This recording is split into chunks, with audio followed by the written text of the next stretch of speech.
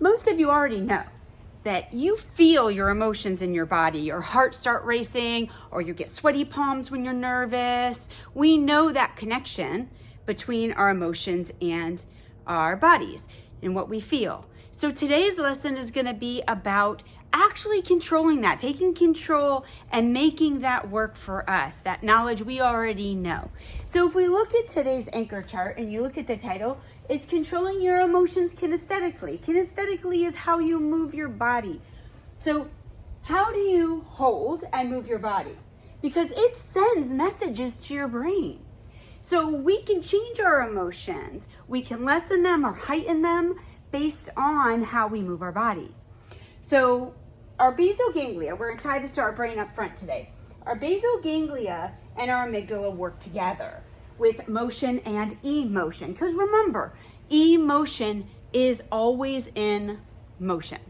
If your emotion gets stuck, it is unhealthy. So we want those emotions to move through us. We want to feel them. Well, we can move our bodies at the same time in order to help our emotions keep moving and moving in the direction that we choose.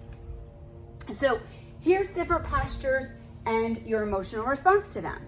If you hold your body closed, you look down, you slump your shoulders, you're going to feel down. That's going to create a negative emotion in you.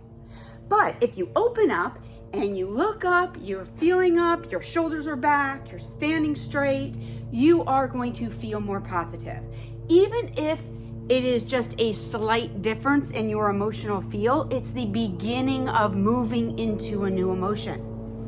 So exercise is another one, the way you move your body in exercise. So if you get exercise, that is going to create a positive feeling in you, a positive emotion. You're creating more oxygen, you're getting more oxygen in your body, it's moving through you. Your neurotransmitters, your serotonin, your dopamine, your endorphins, they're all being released when you exercise. These are what we call our feel-good transmitters. So your transmitter is released in your synapse. So when it's released in your synapse between the neurons, then your messages are being sent with this positive influence that you're putting into your body. So you could try it, simple little activity right now. We're going to keep it real quick, keep the video real short so you can rewatch it if you want. So the first thing I want you to do is look down. So look down at the ground, slump your shoulders, put a frown on your face, cross your arms, cross your legs, and think about how you feel right now in this stance.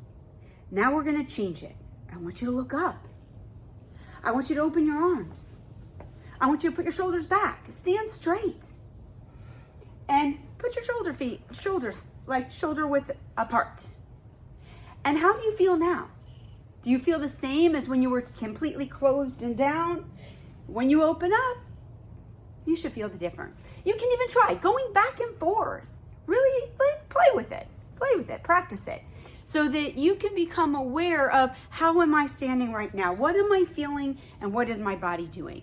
Because your emotions and how you move and hold your body work together.